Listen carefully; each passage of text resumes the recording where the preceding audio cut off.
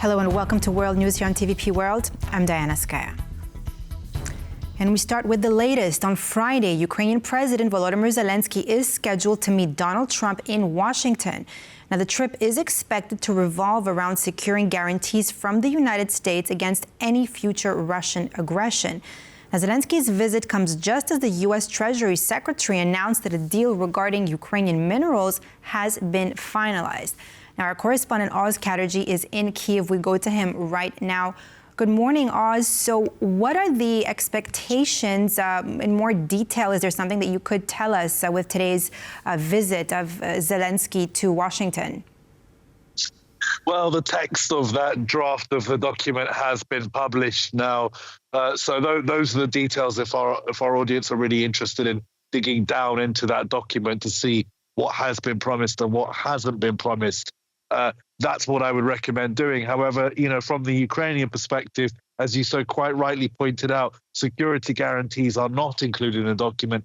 And that's going to be the biggest factor for Ukraine going forward. What security guarantees can they get from the United States during this state visit? Now, I think Kyiv will be buoyed by the fact that the President of France and the British Prime Minister had such positive meetings with Donald Trump over the last week. It seems that when Donald Trump meets a leader that is willing to flatter him, he is willing to make concessions on certain points. The press conference between Starmer and Donald Trump on Thursday was very illustrative of that point.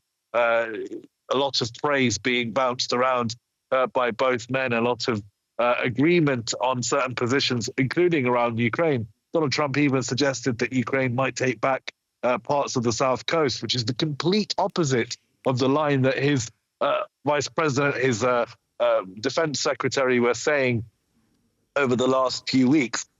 So, look, I mean, again, there's going to be nervousness that how reliable can Donald Trump's word be, given that it changes, or at least it seems to fluctuate so wildly, depending on who he has last spoken to. But the Ukrainians will feel encouraged by these signs, and they will hope that Zelenskyy, the master diplomat that he is, will be able to secure further guarantees from the United States. And that's really what the people of Ukraine are going to be hoping for, looking forward to today's visit. And I guess we'll definitely find out as this meeting unfolds later on today. Thank you so much, Oz Chatterjee, coming to us from Kyiv. In Washington, D.C., the presidents of the United States and Ukraine are also expected to sign a landmark economic deal on Ukraine's rare earth minerals. We're going to stop that. The document, expected to be finalized on Friday, is called the Bilateral Agreement Establishing Terms and Conditions for a Reconstruction Investment Fund. Across 11 points, the agreement establishes an investment fund, which will be managed jointly by the US and Ukraine. The provisions presume that 50% of revenues from the extraction of Ukrainian natural resources will go into the fund to be later reinvested in Ukraine. Informally called the Mineral Deal, the agreement will give the US access to Ukraine's resources, but makes no mention of concrete security guarantees, saying only that the US government will support Ukraine's efforts to obtain security guarantees needed to establish lasting peace. A subsequent agreement on the fund will be negotiated after the initial deal on Ukraine's minerals is signed. During a meeting with British Prime Minister Keir Starmer on Thursday, President Trump spoke about the progress of the negotiations between Ukraine and the United States. Now, Trump said that the minerals deals with Ukraine is the security guarantee that Kyiv needs against Moscow, and he added that the agreement will be a basis for future relations with the United States. As I discussed with Prime Minister Starmer, the next step we're making is toward a very achievable ceasefire. We hope that that can happen quickly because thousands of young people, in this case, we're not talking about Americans, we're talking about Ukrainians and Russians are being killed every week, thousands.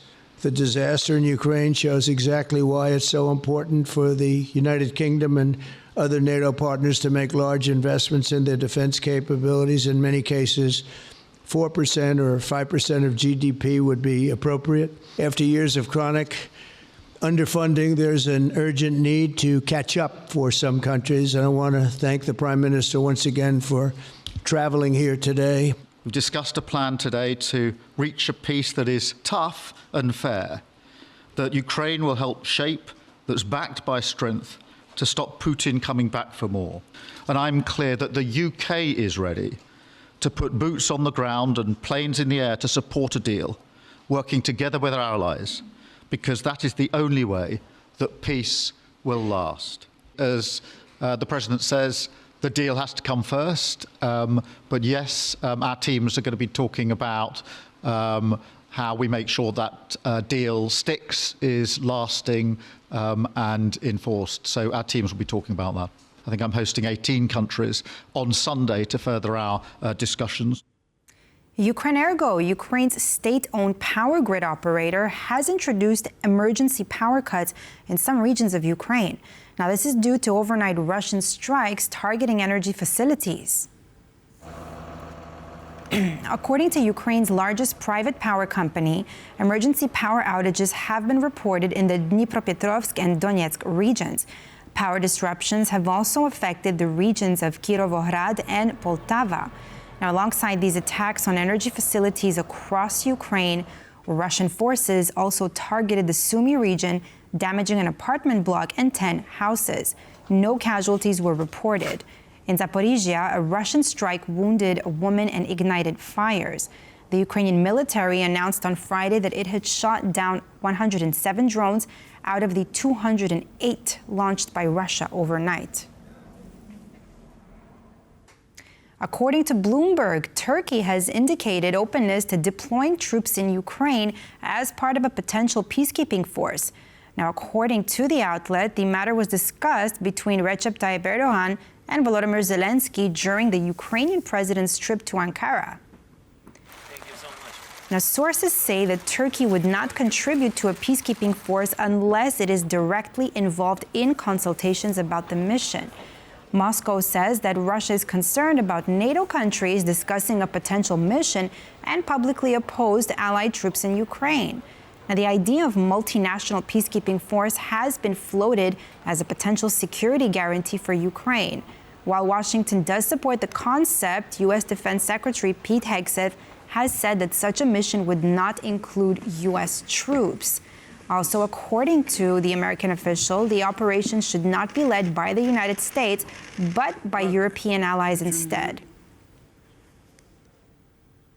On Thursday, the EU High Representative for Foreign Affairs, Kaja Kallas, spoke out on recent diplomatic contacts between Russia and the United States.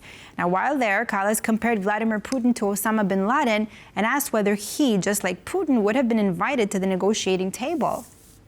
My question is why we should give Russia what they want on top of what they have already done. I mean, attacking Ukraine, annexing territory, occupying territory, and now offering something on top of it.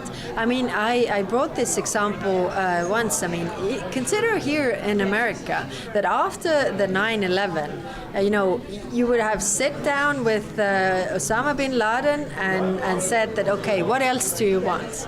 I mean, it's unimaginable. In an exclusive interview with TVP World, Polish Foreign Minister Radosław Sikorski, who is currently in Japan for an official visit, spoke out on ways for Poland and Japan to strengthen cooperation in the face of changing geopolitical realities. We should stay the course, strengthen our military capabilities by spending more, thereby reassure Washington that burdens are shared equally, fairly, and stay the course also in our support for Ukraine so that Russia doesn't benefit from its aggression. Japan is not only our trade partner, but also a big investor in Poland, employing tens of thousands of highly skilled Polish workers. We are open for business. Our prosperity is now comparable on a purchasing power parity. What Lech Wałęsa dreamt of all those years ago has now become a reality. We have built in Poland a second Japan. Polish Prime Minister Donald Tusk announced large-scale controls and arrests of migrants who have committed crimes in Poland. Now, according to private Polish broadcaster TVN, the arrested individuals will be deported from Poland beginning the first week of March. Now, in response to questions about those deportations, Tusk said that the new rule aims to target the worst offenders. The first group of deportees will be primarily sent to Georgia in the coming days. The Polish Prime Minister's remarks come amid rising gang violence in Poland. Data collected from the Polish police indicates that foreign criminal groups are mostly involved in drug and arms trafficking, as well as extortion. Polish Interior Minister Tomasz Siemoniak recently stated that since the beginning of this year, 2,616 foreign nationals have been charged with criminal offenses, with the majority of them being Georgian and Ukrainian nationals. Moving on now to Germany, where the country's Christian Democrat conservatives, who came first in last weekend's elections, will start exploratory coalition talks with the Social Democrats.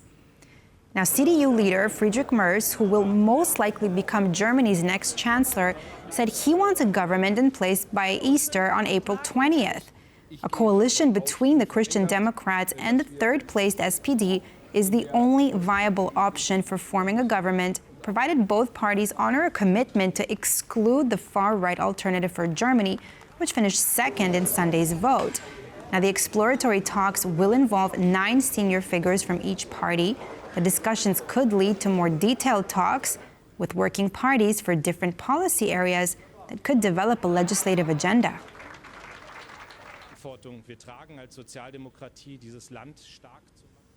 Air, sea, and train transport has been halted across Greece on Friday, and mass demonstrations are planned as tens of thousands are expected to mark the anniversary of a fatal rail disaster that rocked the country 2 years ago.